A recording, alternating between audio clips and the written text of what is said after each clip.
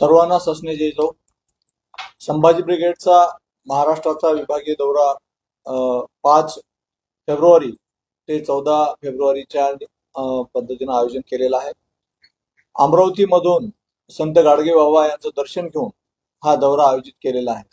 संत गाडगे बाबा यांनी जी काही दशसूत्री दिलेली होती त्या दशसूत्रीसाठी पूर्ण महाराष्ट्रामध्ये संभाजी ब्रिगेड काम करणार आहे. कारण ती दशसूत्री म्हणजे तेच आमचा अजेंडा आहे. कारण भुकेलेला अन्न मिळालं पाहिजे, सर्वसामान्य लोकांना शिक्षण मिळालं पाहिजे, गोरगरिबांना आणि म्हणून जी काय दशसूत्री मागच्या सरकारनं आपल्या विधिमंडळामध्ये लावली होती आणि नंतर ती काढण्यात आली आणि मग परत संभाजी ब्रिगेडच्या आंदोलनामुळे परत संत गाडगे बाबा यांची दशसूत्री लावली. तर त्या अनुषंगानं सर्व संतांची भूमिका घेऊन सर्व महापुरुषांची भूमिका घेऊन आम्ही काम करतोय आणि त्या अनुषंगाने महाराष्ट्राचा एक दौरा संभाजी ब्रिगेडच्या वतीनं आयोजित केलेला आहे. या दौऱ्यानिमित्त संघटन बांधणी असेल, स्थानिक स्वराज्य संस्थांच्या निवडणुका असतील, किंबहुना जी काही जिजाऊ रथ यात्रा आमची 18 फेब्रुवारी पासून निघणार आहे त्याच्या एक आयोजनाचा नियोजनाचा भाग असेल. या अनुषंगाने हे भूमिका घेऊन आम्ही निघालेलो आहोत. मी या प्रसंगी तुम्हाला सांगू इच्छितो की महाराष्ट्राचा दौरा करत असताना संभाजी ब्रिगेडने काही भूमिका स्थानिक स्वराज्य संस्थांच्या आणि शिवस्मारकाच्या बद्दल सुद्धा घेतलेली आहे. शिवस्मारकाचं एक आंदोलन संभाजी ब्रिगेडच्या वतीनं लावण्यात आलं होतं. माननीय राज्यपालांनी आम्हाला 19 फेब्रुवारी पर्यंत वेळ दिला होता. कारण शिवस्मारक हे जमिनीवर झालं पाहिजे ही भूमिका संभाजी ब्रिगेडची होती आणि त्या अनुषंगानं आम्ही संभाजी ब्रिगेडचं एक मोर्चाचं आयोजन केलं होतं, खुदळ मोर्चा.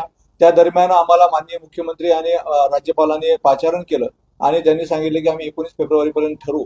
परंतु 19 फेब्रुवारी पर्यंत जर हे ठरलं नाही तर संभाजी ब्रिगेड पुन्हा एकदा शिवस्मारकाच्या बद्दलचं आंदोलन महाराष्ट्रामध्ये करणार आहे. तसंच आज ईव्हीएम घोटाळा म्हणून सर्व विरोधी पक्ष ओरडतात, परंतु आणखीन ठोस भूमिका ईव्हीएम बद्दल काही झालेली नाही. आता स्थानिक स्वराज्य संस्था निवडणुका येणार आहेत. काल दिल्लीची निवडणूक आपण पाहिलेली संपलेली आहे. 48 उमेदवार भाजपचे निवडून आले, 22 उमेदवार आपचे निवडून आले. परंतु यामध्ये सुद्धा ईव्हीएमचा घोटाळा झाला असं लोक सांगतात. मग ईव्हीएमचा घोटाळा असेल तर या सर्व विरोधी पक्ष जे काय महाविकास आघाडी असतील यांनी रस्त्यावरचं मोठं आंदोलन करायला पाहिजे होतं, परंतु आजपर्यंत ते आंदोलन झालं नाही. आता स्थानिक स्वराज्य संस्थांच्या निवडणुका आहेत. स्थानिक स्वराज्य संस्थांच्या निवडणुकांमध्ये सुद्धा ईव्हीएम घोटाळे झाले तर मग सर्वसामान्य लोक, सर्वसामान्य तरुण जे शेतकऱ्यांचे कष्टकऱ्यांचे पोरं आहेत, जे सर्वसामान्यासाठी काम करतात, जिल्हा परिषद असेल, पंचायत समिती असेल, नगर परिषद असेल, महानगरपालिका असेल, नगरपंचायत असेल, यामध्ये काम करणारे सर्वसामान्य तरुण, लोकांच्या हितासाठी काम करणारे तरुण जर ईव्हीएमचे बळी पडले तर मग न्याय कसा मिळेल. म्हणून संभाजी ब्रिगेडने ही भूमिका घेतलेली आहे की ज्या काही स्थानिक स्वराज्य संस्थांच्या निवडणुका आहेत त्या बॅलेट पेपरवर झाल्या पाहिजेत आणि हे आम्ही निवडणूक आयोगाला पत्र देतोय, मुख्यमंत्र्यांना पत्र देतोय आणि त्यांनी जर तसा ठराव नाही घेतला तर आम्ही या महाराष्ट्राच्या निवडणूक आयोगावर किंबहुना दिल्लीच्या केंद्रीय निवडणूक आयोगावर आमचं तीव्र आंदोलन आम्ही छेडणार आहे. आणि म्हणून या अनुषंगानं सर्व लोकांची चर्चा करणं, सर्व जिल्हाध्यक्ष, सर्व आमचे महानगराध्यक्ष, सर्व विभागीय अध्यक्ष, सर्व राज्य कार्यकारी पदाधिकारी यांच्यासोबत या विषयावर चर्चा करण्यासाठी हा विभागीय दौरा आम्ही आयोजित केलेला आहे. ही जम्बो बैठक महाराष्ट्राच्या प्रत्येक विभागामध्ये होत आहे. आज ठाणे येथे आहे, उद्या संध्याकाळी मुंबई येथे होणार आहे, उद्या कोकणामध्ये होणार आहे, परत मग पश्चिम महाराष्ट्र, उत्तर महाराष्ट्र, मराठवाडा या अनुषंगाने हा 14 तारखेपर्यंत माझा दौरा आहे. धन्यवाद. स्थानिक स्वराज्य संस्थांच्या निवडणुका लागल्या त्याबाबत संभाजी ब्रिगेडची भूमिका काय? स्थानिक स्वराज्य संस्थांमध्ये संभाजी ब्रिगेड निवडणुकीला सामोरे जाणार आहे आणि या निवडणुकीमध्ये सर्वसामान्य लोकांना त्रास होऊ नये, जे काय आम्ही तरुण लोकहितासाठी, लोकांना न्याय देण्यासाठी काम करतोय, धडपडतोय, जर आता हे ईव्हीएम घोटाळ्याचं सत्य असेल तर मग त्या ईव्हीएम जर त्या निवडणुका झाल्या तर मग आम्ही काम करणाऱ्या लोकांना कुठे संधी मिळणार नाही.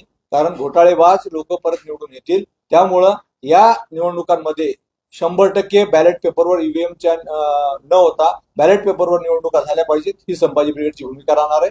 त्या अनुषंगाने आमची मुख्यमंत्र्याला भेट होणार आहे आणि निवडणूक आयोगाला सुद्धा भेट होणार आहे आणि केंद्रीय निवडणूक आयोगाला सुद्धा आम्ही भेट देणार आहे. साहेब, 27 वर्षानंतर दिल्लीत भाजपला बहुमत मिळाले, काय वाटतं ईव्हीएम घोटाळा असेल का? आप पक्षाने प्रचंड मोठं काम तिथं केलेलं आहे. वारंवार त्याचे सर्वेनुसार आपचं मोठं काम तिथं दिसत होतं, परंतु लोक कशा पद्धतीने बदलले हे काही कळत नव्हतं. तर आपण बघितलं असेल की महाराष्ट्राची परिस्थिती, महाविकास आघाडी लोकसभेमध्ये प्रचंड प्रमाणामध्ये निवडून आली आणि लगेच 6 महिन्यामध्ये असं काय बदल झाला की लगेच भाजप सरकार तिथे येऊन बसलं. तर याच्यामध्ये 100% ईव्हीएमचा घोटाळा दिसतोय आणि दिल्लीमध्ये सुद्धा तीच परिस्थिती असू शकते. आज संपूर्ण भारतभर ही परिस्थिती निर्माण झालेली आहे आणि ही दहशत कुठं ना कुठं संपवावं लागणार आहे. एक हाती सत्ता देणं म्हणजे हुकुमशाहीला आमंत्रण देणं आहे आणि ही हुकुमशाही जर तुम्हाला पाहिजे नसेल तर सर्वसामान्य लोकशाही टिकवण्यासाठी तुम्हाला हे ईव्हीएम बाद करावंच लागणार आहे. आणि त्यामुळे संभाजी ब्रिगेडची पहिल्यापासूनची भूमिका होती, आम्ही आंदोलन करतो, भूमिका मांडतो, परंतु आज जी काही संसाधनांची कमी आमच्याकडे आहे त्यामुळे आम्हाला पुढे जाता येत नाही. परंतु ते आम्ही निश्चितच टप्प्याटप्प्यानं पुढे जाऊ. परंतु हे जे काही सत्ताधारी आणि विरोधक आहेत हे आपसापसामध्ये संगनमत करून हे सगळा कुटाणा करतात. आज मला सांगा, सत्ताधाऱ्यांनी प्रचंड मोठं आंदोलन महाराष्ट्रभरामध्ये भारतभरामध्ये छेडलं पाहिजे होतं.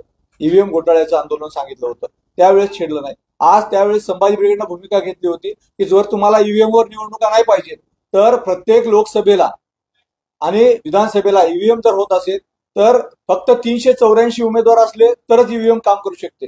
तर सगळेजण एकत्र येऊन एक जन आंदोलन करा आणि 400 उमेदवार एका मतदारसंघामध्ये टाका, 100% बॅलेट पेपरवर निवडणुका झाल्या असत्या. पण ती मानसिकता पाहिजे आणि ते खरं आतून पाहिजे. केवळ लोकांना दाखवण्यासाठी आम्ही आंदोलन करतो असं नाही. त्यामुळं महाविकास आघाडी असो का हे वर्तमान सरकार असो, हे एका नाण्याच्या दोन बाजू आहेत. हे एकाला एक ओरडणार, एकाला एक ओरडणार, बाकी सगळं यांच्या अंतर्गत सगळं चालत असते आणि सर्वसामान्य माणूस पिसल्या जातोय. म्हणून स्थानिक स्वराज्य संस्थांपासून संभाजी ब्रिगेडचे कार्यकर्ते गेले पाहिजेत. यासाठी ईव्हीएम हटाव ही मोहीम असलीच पाहिजे आणि बॅलेट पेपरवर निवडणुका झाल्या पाहिजेत. कारण ग्रामपंचायतीमध्ये संभाजी ब्रिगेड, महाराष्ट्रामध्ये 353 ग्रामपंचायत संभाजी ब्रिगेडच्या ताब्यात आहेत आणि ज्या ग्रामपंचायतीमध्ये संभाजी ब्रिगेडचं काम आहे, प्रचंड ताकदीचं काम तिथं आहे. म्हणून लोकांमध्ये ही दहशत आहे की संभाजी ब्रिगेड जरा हाऊसमध्ये घुसले तर एक वेगळं वातावरण, परिवर्तनाचं वातावरण निर्माण होऊ शकते आणि हे सगळे उघडे पडू शकतात. म्हणून हे कदाचित बॅलेट पेपरवर निवडणुका घेण्याचा प्रयत्न यांचा असेल, परंतु ते बॅलेट पेपरचा निवडणुकाचा प्रयत्न आम्ही हाणून पाडणार आहे. संभाजी ब्रिगेड महाराष्ट्रामध्ये लोक आंदोलन करणार आहे आणि स्थानिक स्वराज्य संस्था ह्या आमच्या हक्काच्या संस्था आहेत. या संस्थांमध्ये बॅलेट पेपरवर निवडणुका करून आमचे सर्वसामान्य शेतकरी, कष्टकरी कुटुंबातले कामगारांची पुत्र पोरं हे सगळे या निवडणुकांमध्ये सहभागी होऊन निवडून येतील ही अपेक्षा. आंदोलनाचं नियोजन कसं असणार आहे? आता टप्प्यानं आता आमचं मुख्यमंत्र्याला आणि निवडणूक आयोगाला आम्ही भेट देणार आहे. त्यांनी काय बोलतात त्याच्यावर चर्चा करून पुढचं आंदोलन आम्ही ठरवणार आहे आणि एक व्यापक आंदोलन मग दिल्लीला असो, कारण आमचं संभाजी ब्रिगेड अख्ख्या भारतभर आहे, कमी अधिक प्रमाणामध्ये येणार आहे. कारण शिवस्मार्गाचा मुद्दा आमचा 19 फेब्रुवारीपर्यंत आम्हाला आश्वासन दिल्यामुळे ते सुद्धा आम्ही ऐकणार आहे आणि शिवस्मारकाच्या बद्दल शिवजयंती झाल्यानंतर शिवस्मारक आणि ईव्हीएम याबद्दल आम्ही मुख्यमंत्र्यांशी चर्चा करणार आहे आणि निवडणूक आयोगाला ईव्हीएम बद्दल